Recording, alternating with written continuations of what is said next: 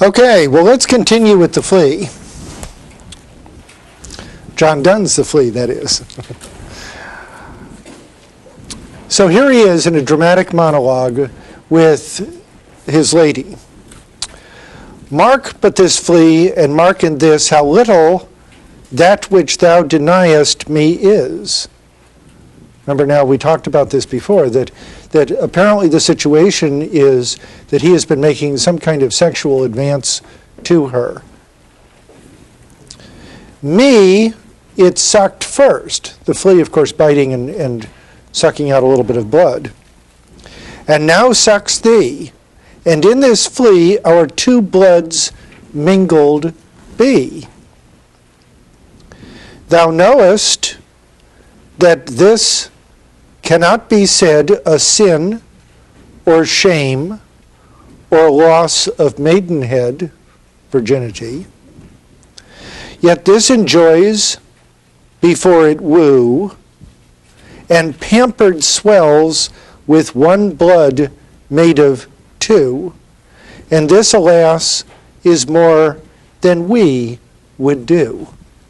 Okay? So, see what he's saying here in his witty little poetic argument? You know, already our blood is commingled. Already, in a sense, we have had a kind of intercourse in the body of the flea, which sucks some of my blood and then some of your blood. And so we have already come together physically in a very intimate way in this flea. And are you any the worse for it? Or is the flea any the worse for it? Oh, stay! 3 lives in one spare, where we almost, nay, more than married are. See, we're already married, as it were, in the body of this flea. This flea is you and I. See, why does he say, oh, stay? Why? Because what? She's basically walking away after the first dance. That could be. Or maybe it's, oh, stay your hand. You know, that she's just going to, I'll show you, whap, and just kill the flea. Yeah. So, which is what we find out does ultimately happen. Oh, stay, 3 lives in one flea spare. You see, my life is in the flea, your life is in the flea, and then, of course, there's the flea's life at stake here. Where we almost, nay, more than married are. This flea is you and I, and this our marriage bed and marriage temple is. Though parents grudge, and you grudge too, to join me, we are met and cloistered in these living walls of jet. Jet as in black. Jet is a very, very dark color. And notice cloistered, shut up, as in a cloister, but a cloister is also what? What is a cloister also? Nobody knows? Like a what?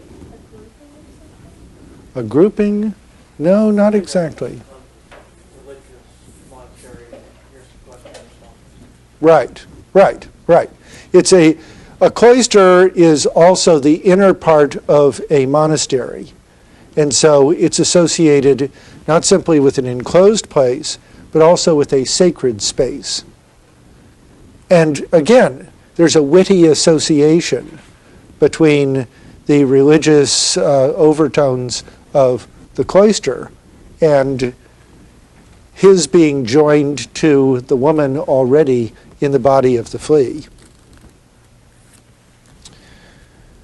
Though use make you apt to kill me, let not to that self-murder added be, and sacrilege, 3 sins in killing 3. Well, maybe you care so little about me that you wouldn't mind killing me, but don't add self-murder to the killing of me in killing the flea. by the way. And sacrilege, 3 sins in killing 3. Cool and sudden,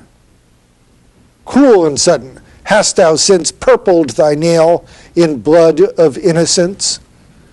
And of course she's killed the flea, right? This is her reply to his argument. And of course, purpled thy nail in blood of innocence. Well, okay. Wherein could this flea guilty be, except in that drop which it sucked from thee? Yet thou triumphest, and sayest that thou findest not thyself, nor me the weaker now. Okay, this is the dramatic monologue. See, she is responding. We can tell her responses from what he says, even though we only have his voice. And now he's going to turn her argument around to try to use it in this witty way against her.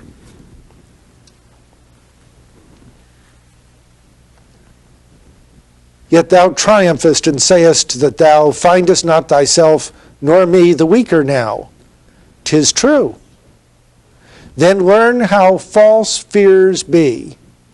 Just so much honor, when thou yieldest to me, will waste as this flea's death took life from thee. Well, okay. Who knows whether this had the desired effect. But nevertheless, it comes down to us once again as this is not great poetry, but it's fun in its own light-hearted way. But again, of course, it also does imply something about gender relations at the time, doesn't it? Here is the male who is trying to pursue the woman, and what is the woman's role? The woman's role is to be standoffish, right? And yet, that doesn't mean that he will not continue to pursue. Well, then let's flip over to another kind of poem. And this is the Canonization. The Canonization. Now, we've talked about the canon and so forth here before. What does canonization mean? Is that when they turn saints? Sorry? Is that when somebody, they recognize them as a saint? Yes. In the Roman Catholic Church, that is an official procedure by which someone is recognized as a saint. Okay? And it's a very lengthy process, and it's a very complicated process. Okay, the canonization. This too is a dramatic monologue.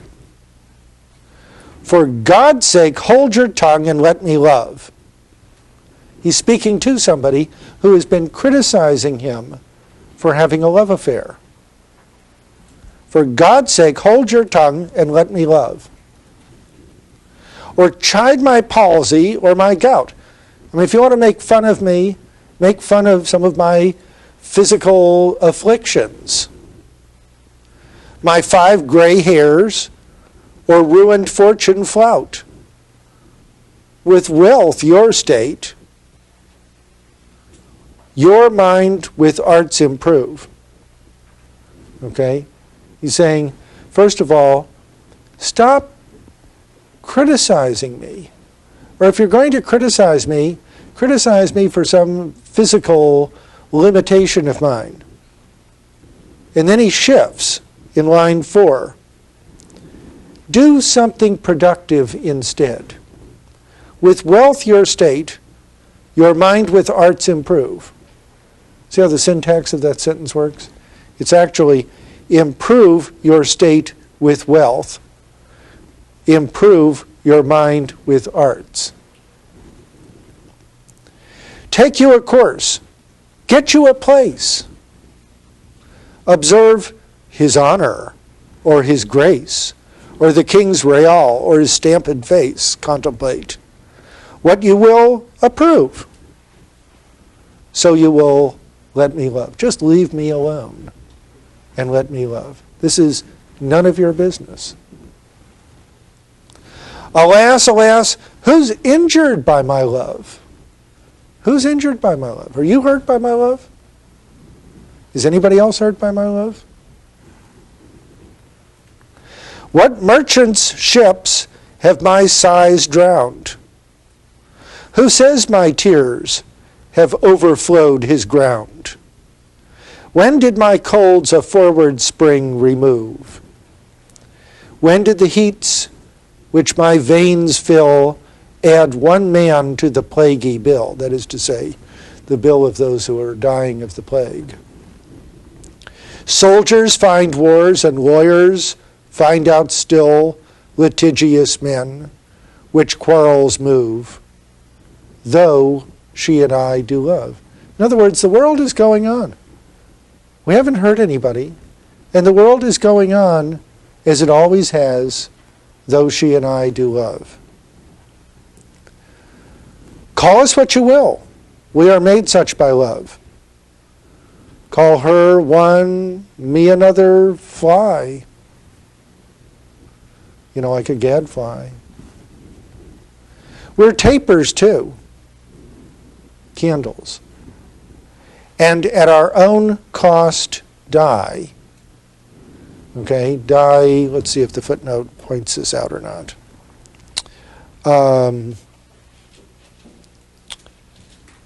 Yeah, die, by the way, is a pun that was common in the 17th century for not only dying, but also dying in sexual intercourse. And we in us find the eagle and the dove. The phoenix riddle hath more wit by us. We two being one are it. The phoenix, of course, being what? We have the phoenix riddle here, don't we? The phoenix which dies out, rises out of its own ashes. Okay? And we two being one are it. So, to one neutral thing, both sexes fit. We die and rise the same and prove mysterious by this love. And remember again that the word die is also a pun on having sex. So we die and rise the same and prove mysterious by this love. We can die by it, if not live by love. And if unfit for tombs and hearse our legend be, it will be fit for verse.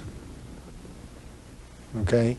If you don't think that this is respectable, nevertheless, it will be fit for verse.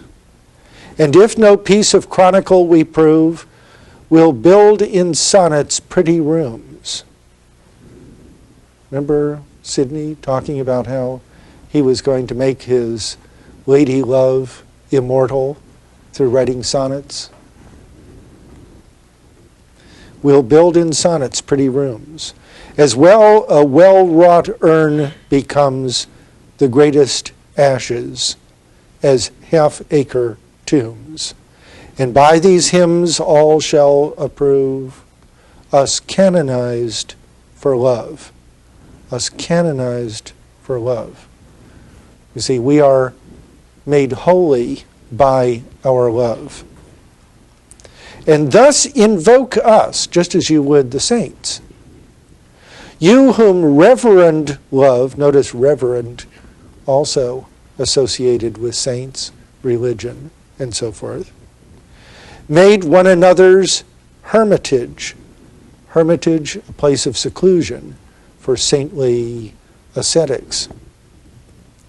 You to whom love was peace, that now is rage, who did the whole world's soul contract and drove into the glasses of your eyes so made such mirrors and such spies, that they did all to you epitomize countries, towns, courts, beg from above a pattern of your love. In other words, the poet and his lady, as lovers, who now have been canonized by their love as saints of love, will provide the model or ideal or pattern for love and for lovers here below. So, again, a very clever poem, a much more complex poem than the first two we looked at, which were amusing but fairly small pieces. And the Canonization has had enormous amounts of literary criticism written about it. And each generation seems to find more and more depths of complexity in it. And that's something that is one of the hallmarks of really important literature. And you might be thinking about that as you're thinking about the writer on whom you are going to be writing, that we return to are really important and seemingly universally appealing, or maybe not universally appealing, but ongoing in its appeal literature, so that generation after generation can go back and find something really moving and important in the literature of the past. It is that which endures, which somehow or another appears to have the greatest value. So, certainly that's true of the Canonization, just as it's true of Hamlet. Hamlet is a far more profound and complex work of art than this poem is. But the same kind of thinking applies. Why do we keep going back to Hamlet? Why, as T.S. Eliot one time said, does every generation seem to find it necessary to create its own Hamlet? In ours, perhaps more than one Hamlet.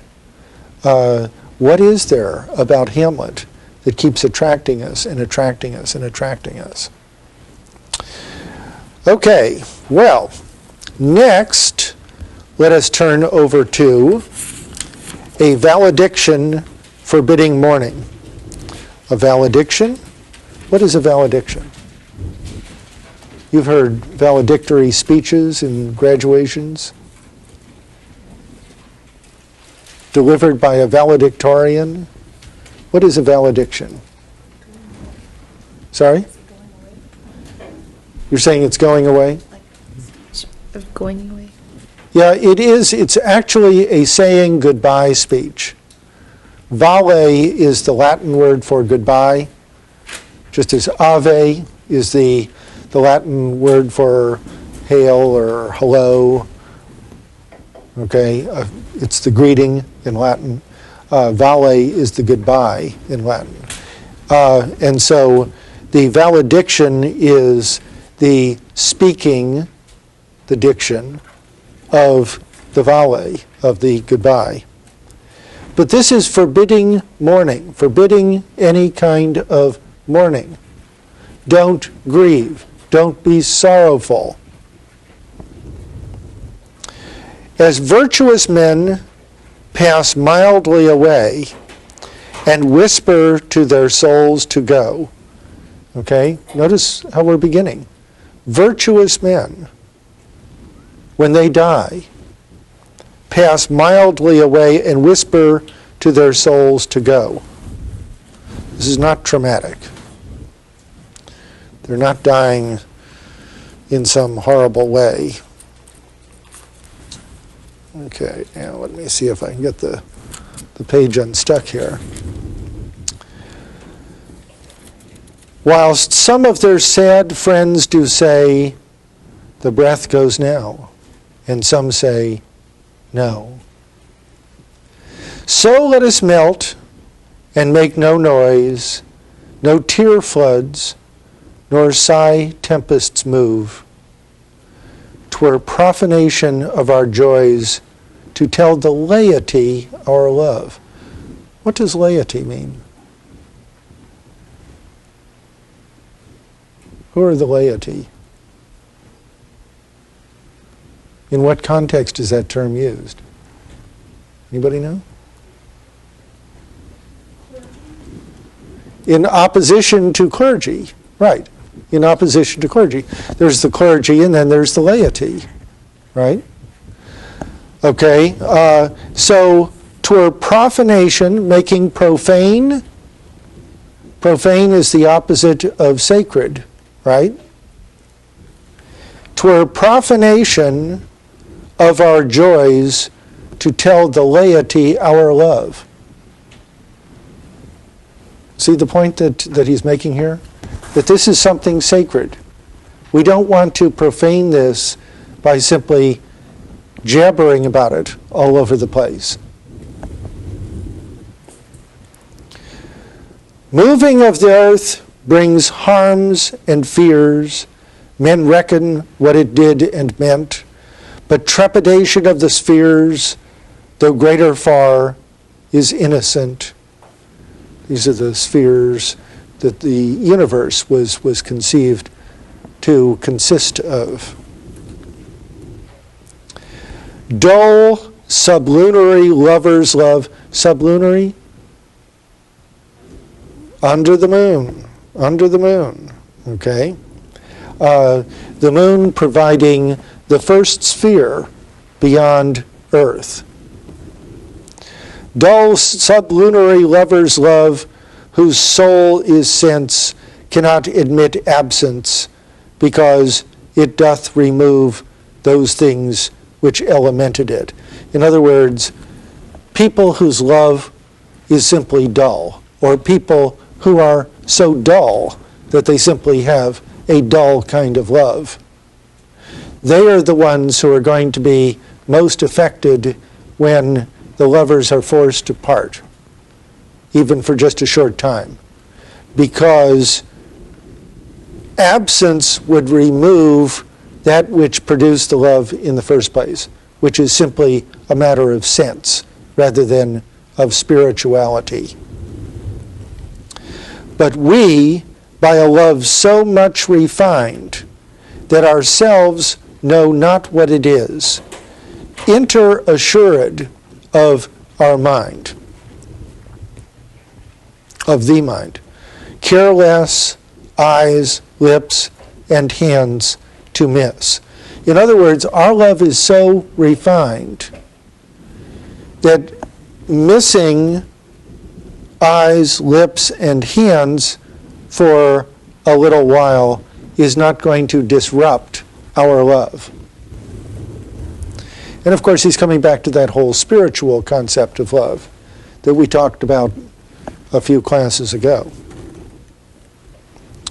Our two souls, therefore, which are one. You see, it's not you have a soul and I have a soul. Our two souls now have become one.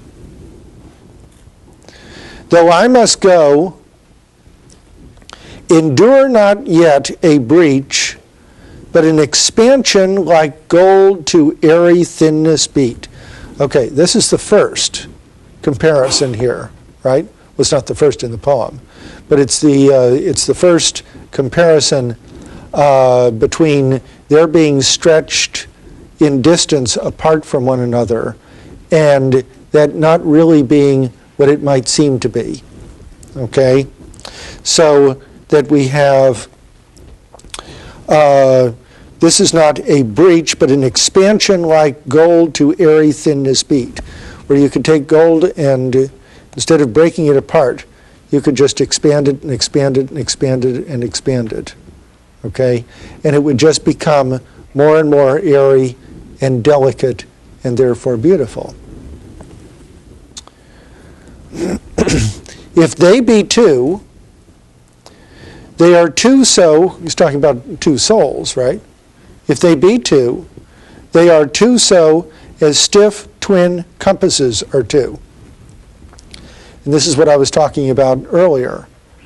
Not the compass that tells you the direction, but the compass you use to draw circles with, where one of the legs of the compass stays in the same place while the other one moves around it. but the one that moves around it always stays in the same relation to the one in the same place. Excuse me, no matter how far it moves. Thy soul, the fixed foot, makes no show to move, but doth, if the other do. It moves in the sense that, you would have, if this is her, you would have, the other end of the compass moving out, and then, no, let me try this. This might work better. Okay, say this is a compass. And so if this one here starts moving, then the other one is going to incline toward it, right? It's not going to move its foot, because its foot is going to stay in the same place. But it's going to incline outward toward the one that is moving outward.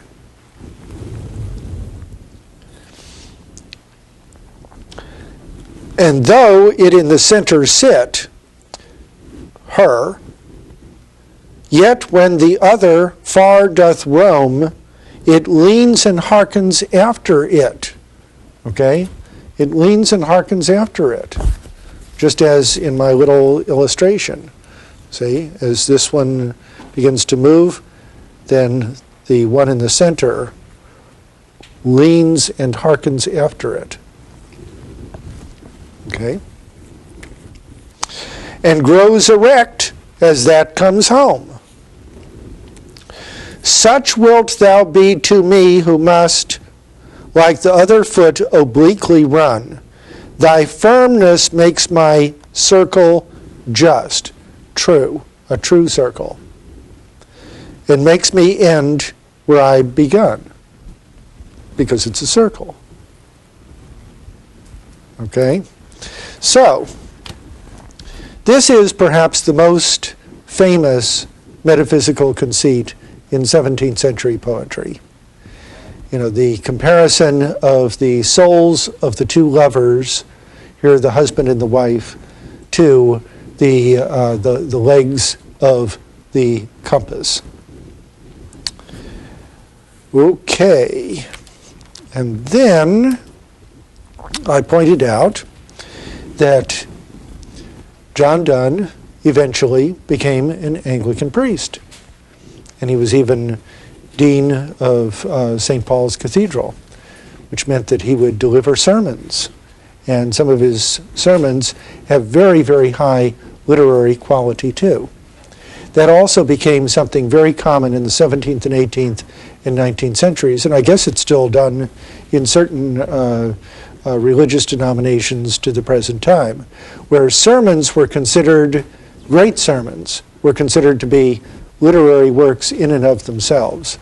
And we still, in some cases, study sermons as serious works of literary art.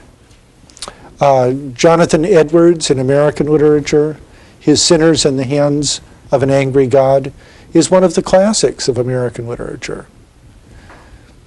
So also some of Donne's. But here we're dealing with his holy sonnets. And let's look first of all at sonnet number 7.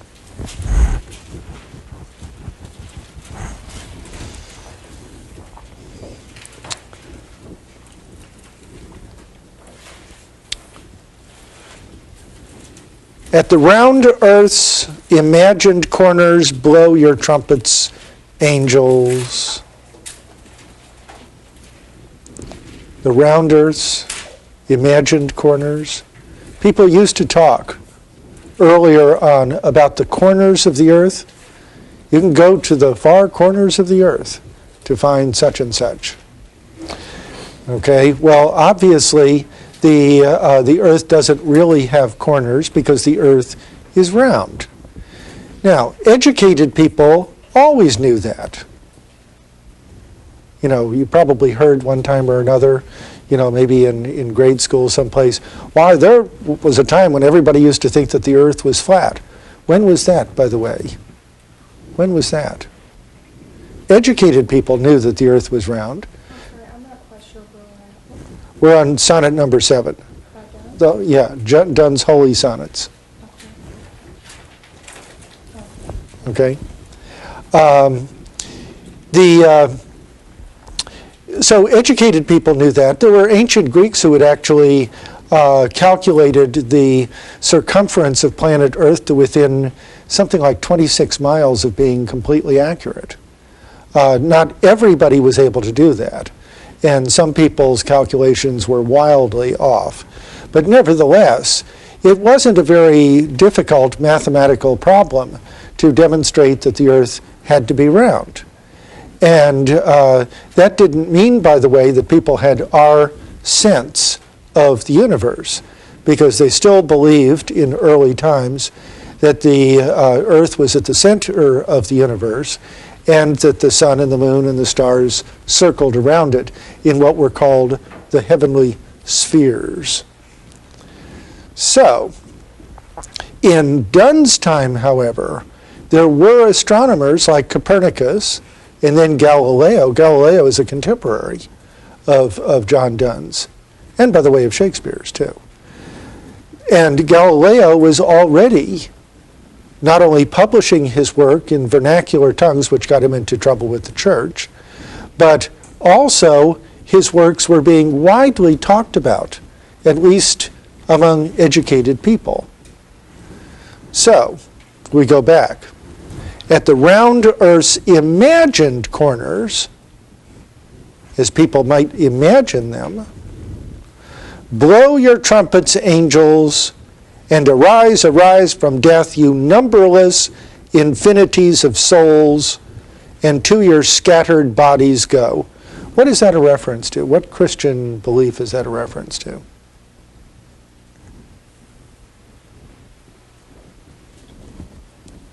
So that after Christ dies, it goes down to hell and releases the souls?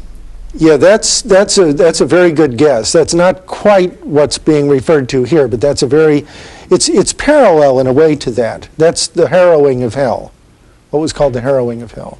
Yeah. Is this where the four angels come and spread death across the earth? Yes, this is from the Apocalypse. This is from it's a reference to the biblical book of the Apocalypse, the last book of the New or Christian Testament. And it refers to the idea of the last judgment, when all of the souls that have ever existed are going to be reunited to their bodies. Arise, arise from death, you numberless infinities of souls, and to your scattered bodies go. Okay? All whom the flood did and fire shall o'erthrow, all whom war, death, age, agues, tyrannies, agues, by the way, are fevers, despair, law, chance hath slain, and you whose eyes shall behold God, and never taste death's woe. But let them sleep, Lord, and me mourn a space. Okay, these things are yet in the future. For if above all these my sins abound, 'tis late to ask abundance of thy grace when we are there. Here on this lowly ground, teach me how to repent, for that's as good as if thou hadst sealed my pardon with thy blood. Okay, so what he's saying here is, yes, yes, yes, yes, the apocalypse is going to come. This is going to be the end of the world, and the final judgment is going to take place of all souls who have ever existed. But please, God, don't let that happen quite yet, because I still need to repent of my sins. And I wouldn't pass muster if the judgment took place now. Okay? And then let's flip over to number 10. Sonnet number 10. This is one of the most famous poems in the English language. You've probably heard this at some time or another. Way back when. Death, he's addressing death, by the way. Death is personified. That is to say, treated as a person. Let me just write that on the tablet here. Whoops. Where's my eraser? Okay, can we go to the tablet, please?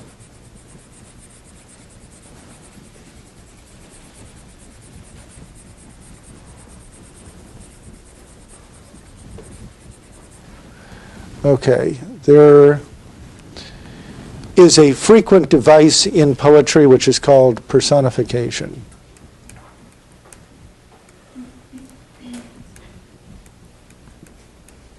What is personification?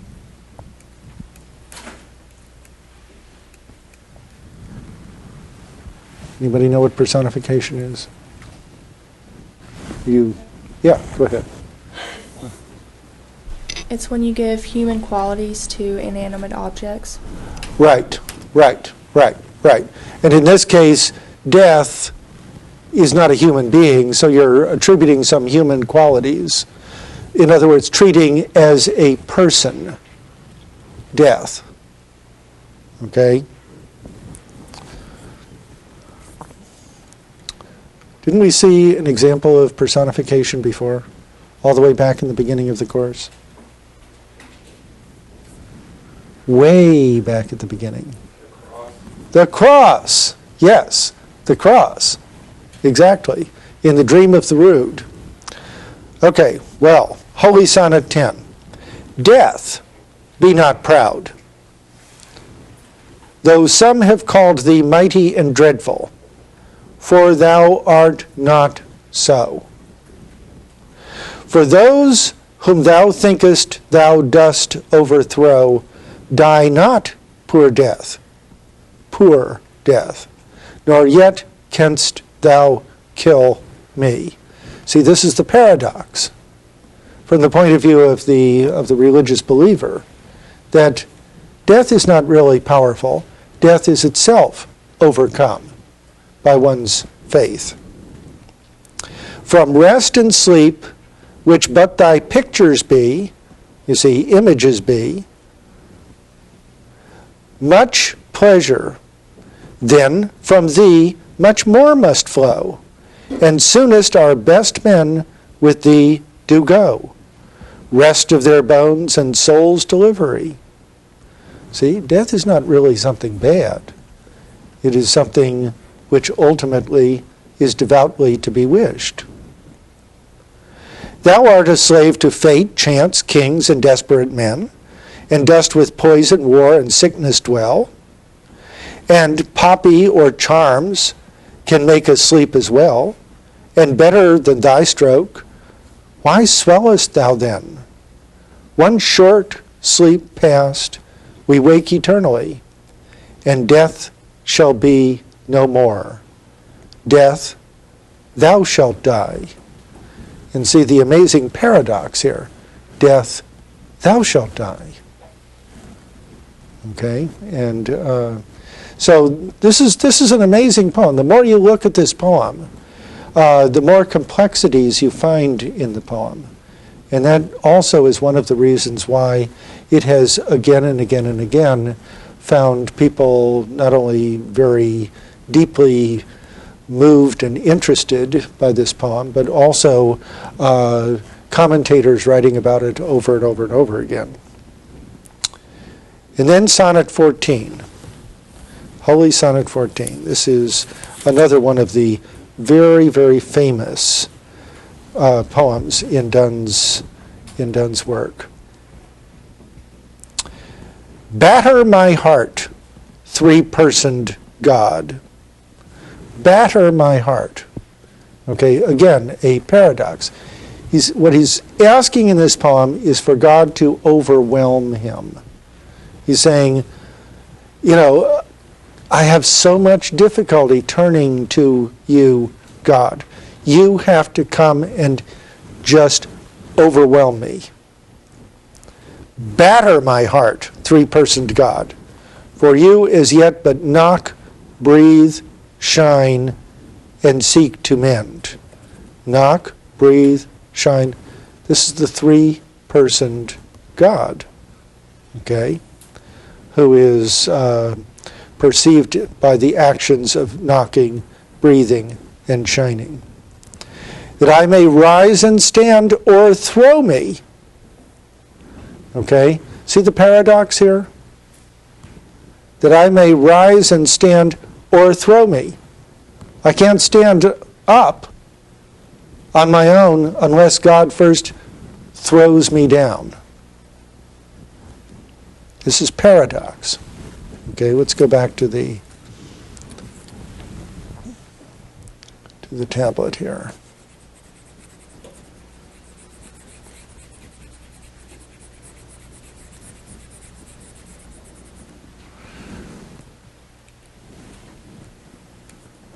Whoops.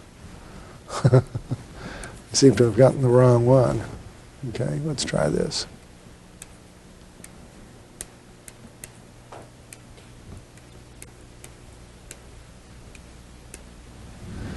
Okay, a seeming contradiction. A seeming contradiction. Another word which is very similar to this, we've used here before, is oxymoron.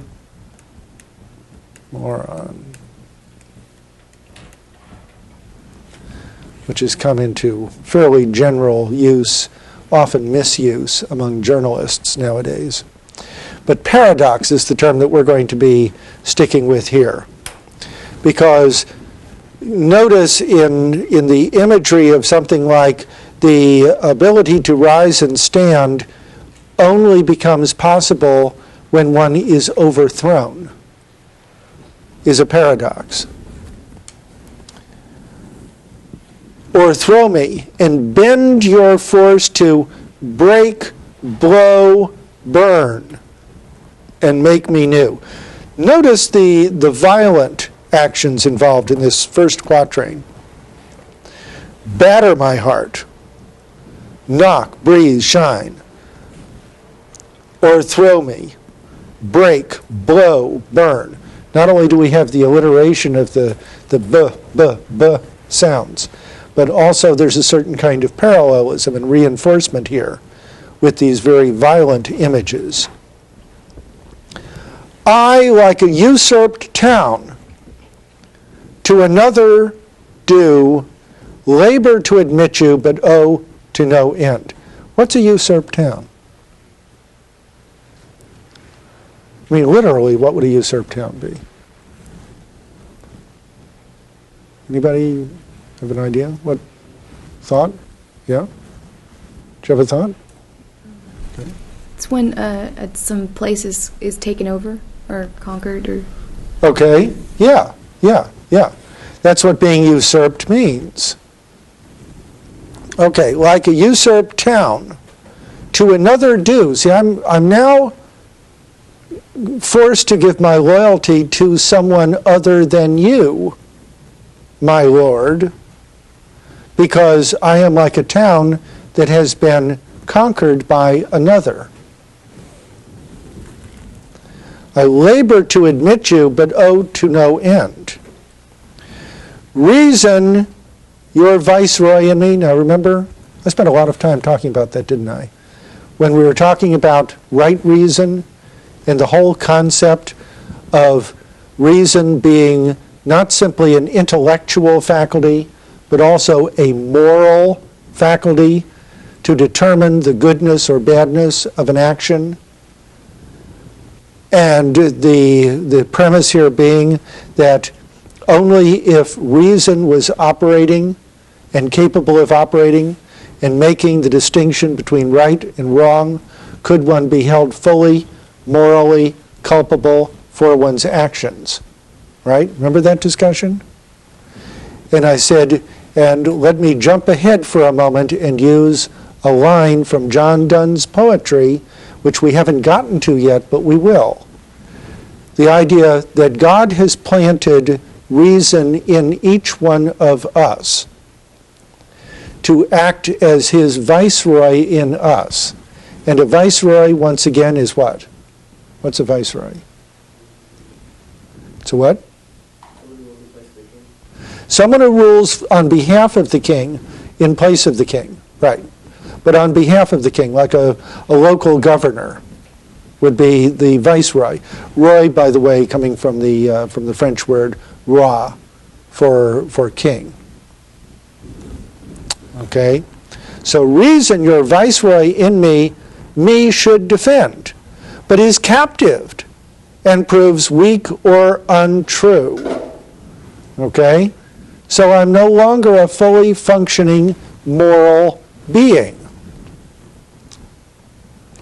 Yet dearly I love you, and would be loved fain, but am betrothed unto your enemy. Now notice how he shifted the metaphor here. I mean, we're still talking about enemies and his struggling for the Lord, and he loves the Lord, but he's betrothed to an enemy. So now we've brought in another kind of metaphorical dimension here, a betrothal of marriage. Divorce me. Divorce me. Okay? Let me loose from this betrothal. In Shakespeare and Donne's time, a betrothal was itself a very serious contract. People would come together and they would actually, have witnesses, and they would swear and so forth that they were going to get married. Now, it's true that you could break the betrothal, but that was a very, very serious business. Okay, divorce me, untie or break that knot again. Okay, again, this is very violent imagery, isn't it? Take me to you, imprison me.